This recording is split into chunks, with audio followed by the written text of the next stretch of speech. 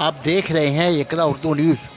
Corona के सबब सैयद शाह वारिस अली का 104वां उर्स शरीफ आज टीटागढ़ में हुकूमत के गाइडलाइंस के मुताबिक अवामी दूरी को बरकरार रखते हुए कम तादाद में मनाई जाएगी।